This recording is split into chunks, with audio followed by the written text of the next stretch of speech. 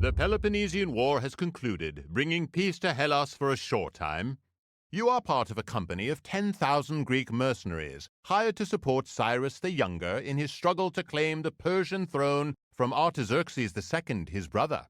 The Battle of Cunaxa yielded an overwhelming victory for your company, but it is all for naught as Cyrus fell in combat. Your contingent of mercenaries is now isolated deep inside the Persian Empire with no help in sight. The journey to the nearest port on the Black Sea will be long and perilous, but it yields the opportunity for ample spoils and an eventual return home. Capture the artifact held in the city on the coast, build a transport ship there, and bring the artifact to friendly territory in the far north. And with that, I welcome you all back to Age of Empires. Our regiment's campaign is going to continue shortly, but at the moment I need a little palate cleanser. And our objectives for this mission are clear.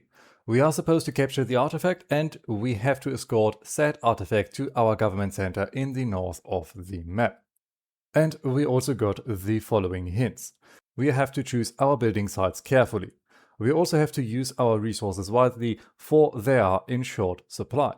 And a shortage of supplies also means that not all buildings and ships will be available on our journey. And with that being said, it is time to begin. Alright, to the very north of the map we can see our target with our government center and a little market. While down here we have our little force. We start with a couple spearmen, we also have a priest and 2 artillery pieces as well as a couple villagers. So let's better bring all of our forces together and move up slowly. And for the moment I'm going to wait before I build something so that we can be sure that we are not immediately going to be attacked. Our forces have been moving up for a short while now and we have spotted an lion. Let's quickly dispatch that so this is not going to become a problem. And so far we have not made any contact with an enemy whatsoever, but for a moment I saw something. Over there we have enemy hunters who got killed by something, so I guess there must be more lions around. In the meantime we have also built up 2 storage pits down here so that we can get some wood reserves and then later build some farms. Yes, there is a lion. And now there was a lion. There's another one. It is definitely nice to see that the local fauna is supporting us in our fight. Priest, quickly!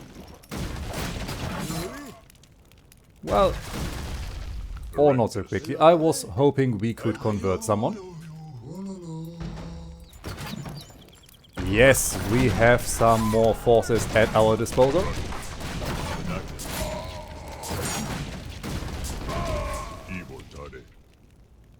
And it appears almost all of our soldiers are unharmed. Let's get the priest up, let's get the soldiers group up so that we can actually fight.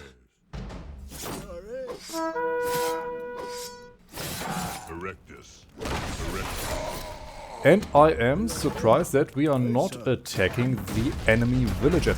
Oh my god, there is an elephant. I would like to adopt it, but I do not think we have the option to do so. Let's try anyway. Nope, was not possible, but we might get this hunter down here. Very nice. Let's get this guy down. I want him to build a couple houses because we have the resources.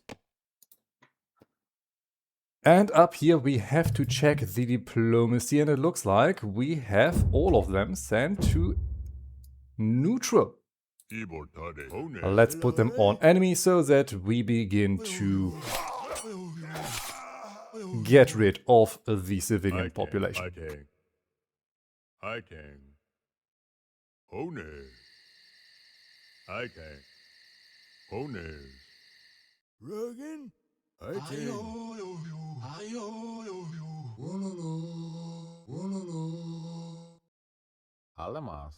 And with that we have secured ourselves another person. I want him to build a town center, ideally down here. There should be ample space to build up some farms. Let's get the rest of our guys forward. And it looks like we have found the enemy barracks and stables. Let's make sure our priest stays behind and that all of our infantry units are set on a defensive posture. That should allow us to simply artillery our enemy into submission without endangering our people. In our rear, our buildings are getting constructed. We should soon reach the 50 population maximum. The town center here is also getting built. Soon we can drop down some farms. And these stables are almost annihilated, and I will cut back to you as soon as something interesting happens. Enemy buildings have been annihilated and we have found some wild game over here, meaning that we have at least the option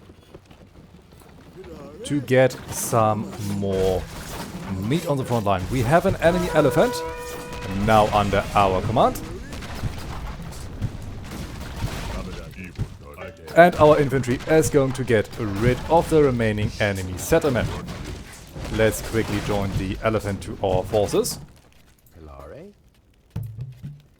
And further into our rear line, we are beginning the construction of a couple fields. And we will now have to build up a port to sail down the river. It took a little while, but now we finally have 2 docks going and we are quickly going to build a couple ships. And with that, our little fleet is complete. Let's quickly go into diplomacy to see, yes, all of these factions are set on neutral. Let's make sure we set them on enemy so that we actually always engage them. There are a couple bowmen. We have to quickly get rid of those.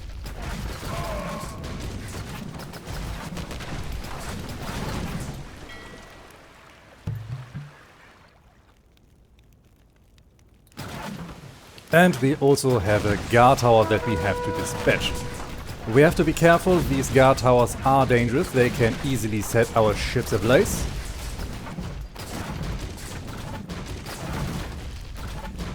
Let's get this ship back to the line. And it appears that our first attack on those ships is going to fail. Let's get all of them back for the moment. We have another archer over there that I wasn't able to get previously. Our ships are ready once more and we are once more going to throw them into battle. In the meantime, we are also going to prepare our transport ship to be sent down.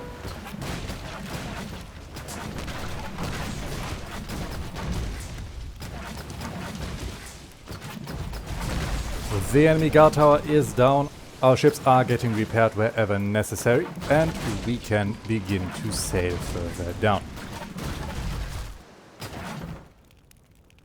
And we have found a few fitting targets down here. We have to get rid of them and it looks like there is some gold down there. Let's hope we can get those gold supplies before the enemy can extract all of these resources. Oh no. Let's pick up the last of our crew and get our builders back. Why is it so hard for you to get on a ship? And in the meantime, our ships have to focus their fire. This one ship we have lost.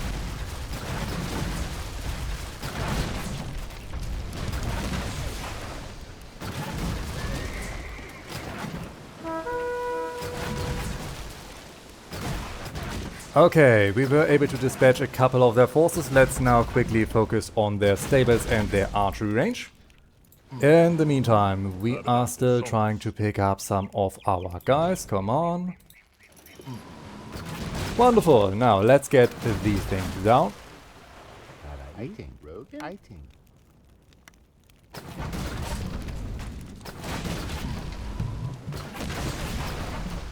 And we have made a landfall.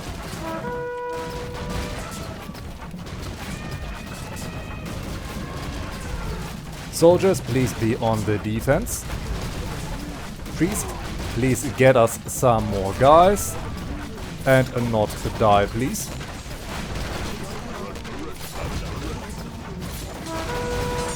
Okay, we have just lost one of our artillery pieces, and I think these artillery pieces are going to be the most necessary thing that we can have.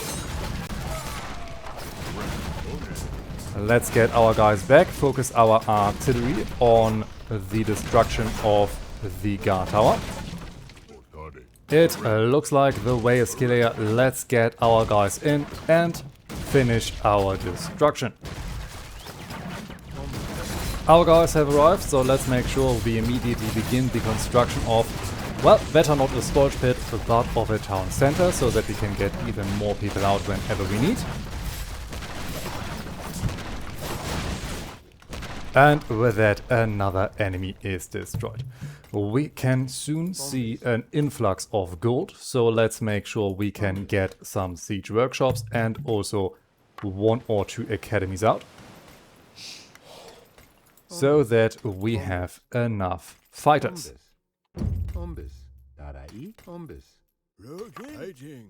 In the meantime, the remainders of our force have to move north. We will soon figure out where the enemy is, but I'm sure we will find more of them.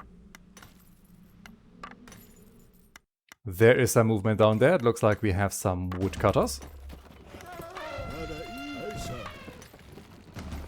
And maybe we are even able to convert some more forces. Okay, we have a little wall over there.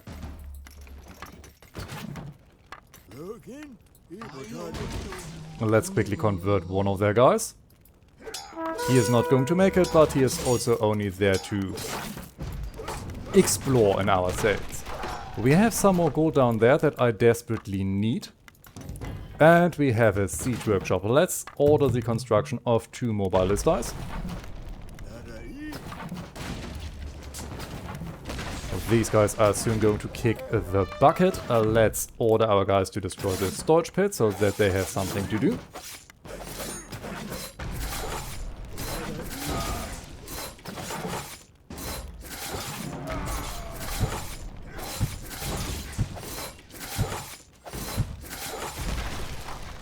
And maybe our ballista is... Yes, we are able to hit the guard tower back there.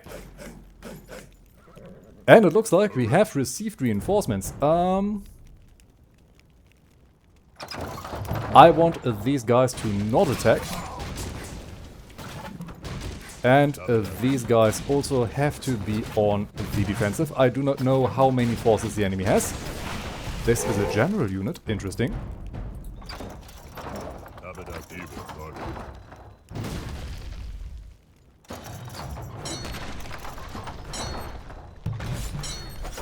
Because we very much have to avoid too much friendly fire.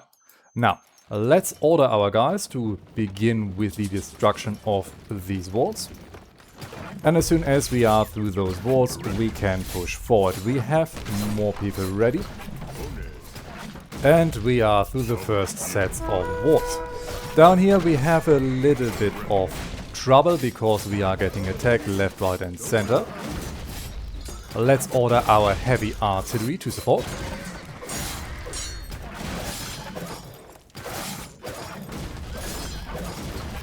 Wonderful, these cataphracts are not a problem for us. Let's order the rest of our guns to get through these walls. Our artillery over here can advance. And now let's order our guys to soon attack the enemy town centers.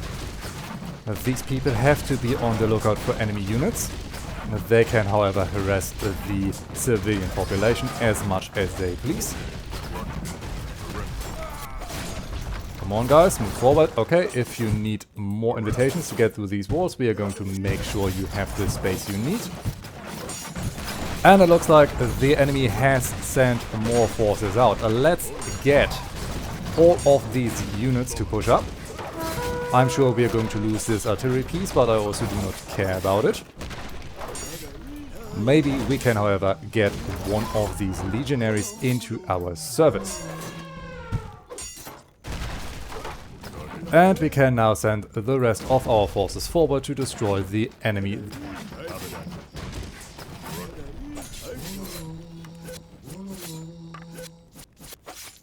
Alright, we have a new villager. Let's already begin the construction of another storage pit so that we can get more wood supplies. I also want 2 more villagers down here so that we can capitalize on the gold reserves that are in this section.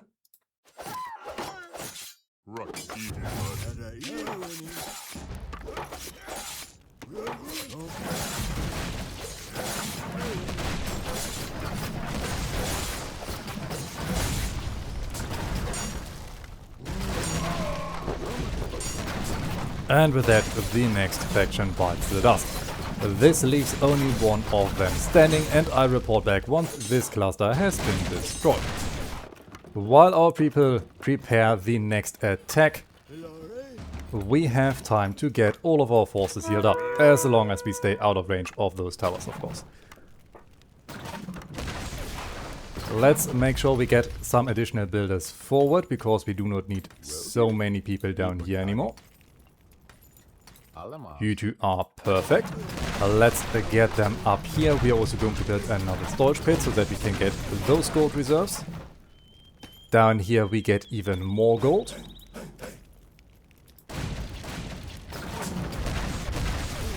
And we have destroyed the next set of walls. Let's get our artillery up.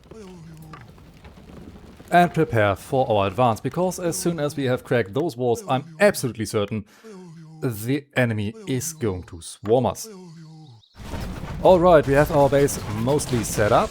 These construction sites are almost finished. We are going to get more gold, and our artillery is now opening up these walls. And we are through. It looks like there is some sand over there, maybe another set of water. Okay, this is where we can build more ships.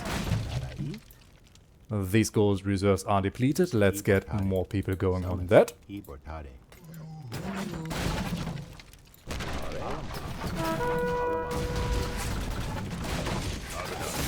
Hey, come on guys, let's make sure our priest stays alive. These people are expensive.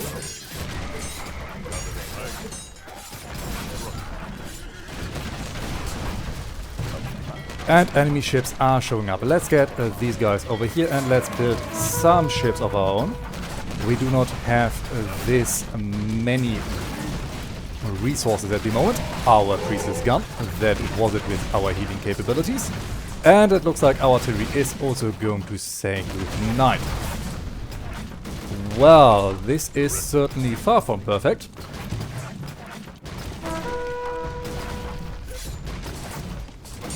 Let's quickly get our guys going. We have a good defensive position further in the rear. So if we're able to push inland and ignore these ships for a moment until our own fleet is ready, we should be able to do a good amount of damage.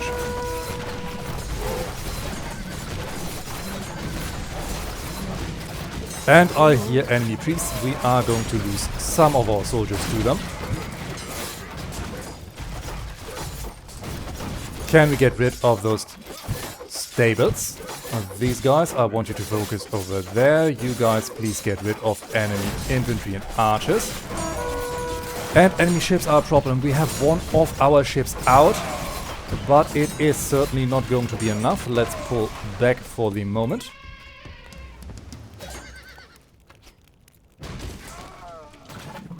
This is going to be a hard fight. We first need to clear out the enemy war fleet.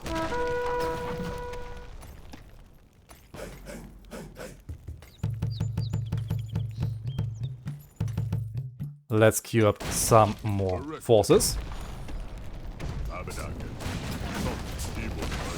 And let's get our ships forward to begin the pursuit.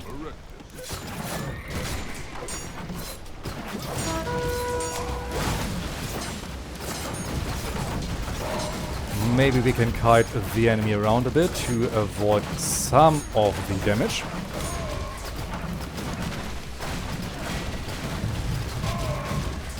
And ideally I also want some fire galleys.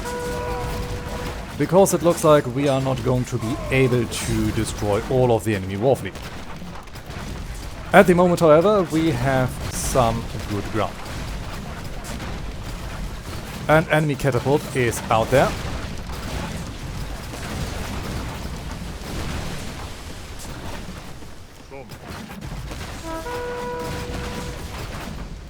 And it looks like we have lost our general unit, meaning no more cavalry for us unless we build some more. And now let's make sure we can attack this town center. Enemy archers are going to be a continuous problem.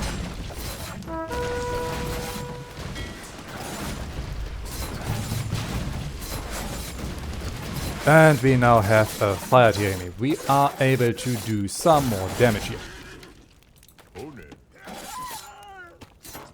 Come on, burn them. Very nice. Let's get our guys back for now until we have more reinforcements. I also want 2 priests to be prepared for the fight.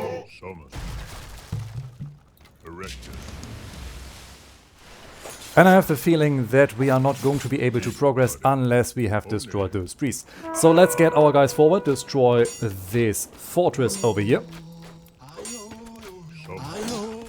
And let's hope they only convert forces that are already half dead.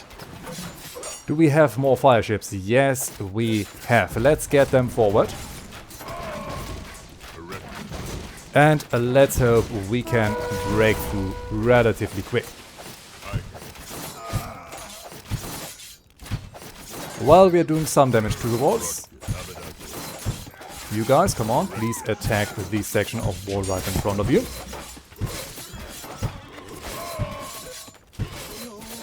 These guys are not doing anything. Come on, guys, put your back into it.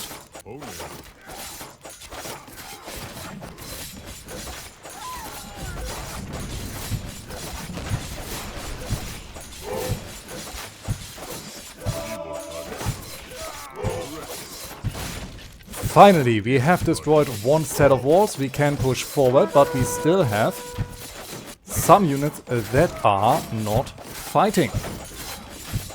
Looks like the enemy is running out of resources though. They are sending out X-Men instead of actual soldiers. And we have more and better ships at our disposal now.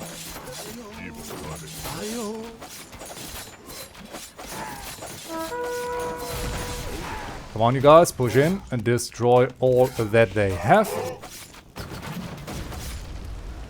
And in the meantime, we can send forward some reinforcements. Where are those beasts? There he is. Let's get the guys in. We need to destroy these priests. Ah, I see the problem. The enemy priest is boxed in. We are apparently unable to reach him. Meaning that we are most likely going to lose all of the soldiers that we had in this attack. And our ships likely to focus much more on the enemy civilians than to focus on actual targets.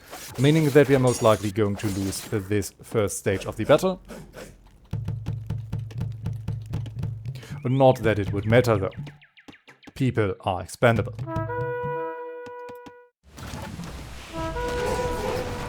And as soon as the enemy navy kicks the bucket, we are able to progress.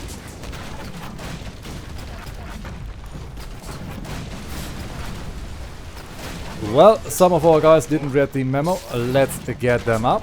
This ship is going to be annihilated very soon.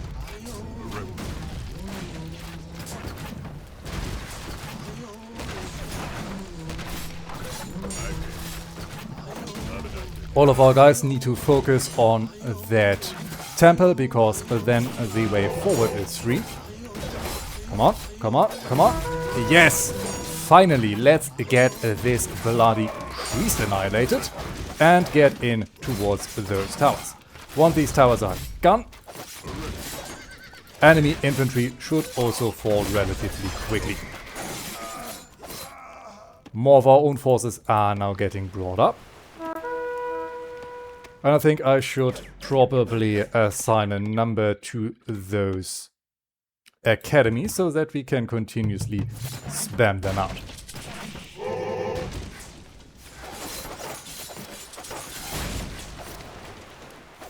stables are done. We can see another temple. Let's quickly push our centurions down.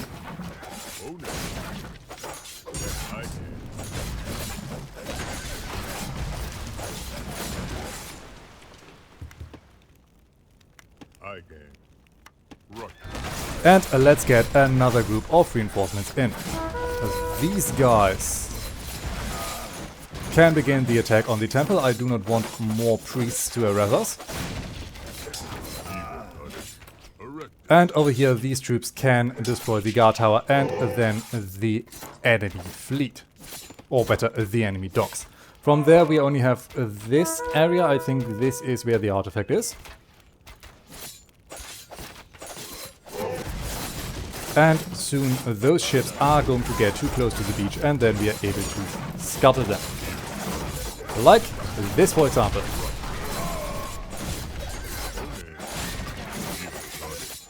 Now let's get these guys closer to the barracks. We have this ship on the shore. Maybe we are able to beat it. And if not, it also doesn't matter, because we now have to make a run for their defenses.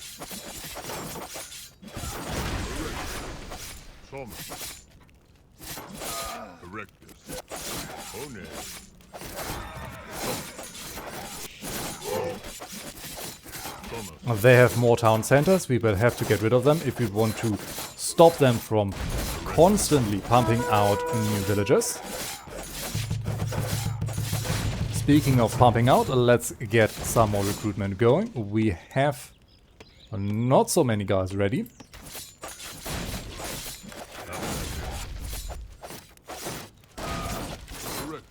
Yeah, there is our target. These guys can focus over here, these guys can focus over here.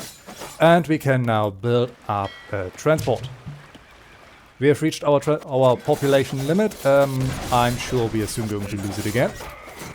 Here we have more legionaries. Come on guys, focus on the walls.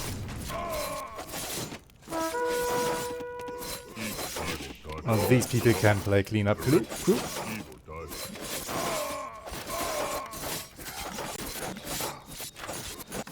And within a short while we should be through. We have a lot of villagers who are not doing anything anymore. Let's free up some population. I do not think we need those many fields anymore, but we are still going to continue building them. We have destroyed an enemy hero, and now we need to make a way through those towers so that we can get the artifact out that we have just conquered. And as soon as our transport ship is ready,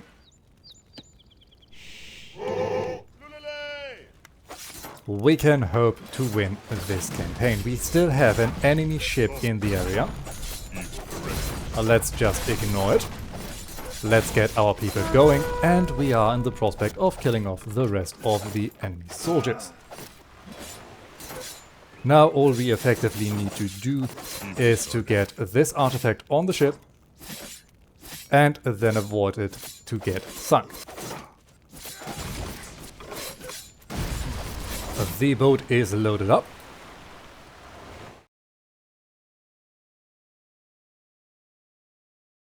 And with that, we have made landfall and we have won this fight.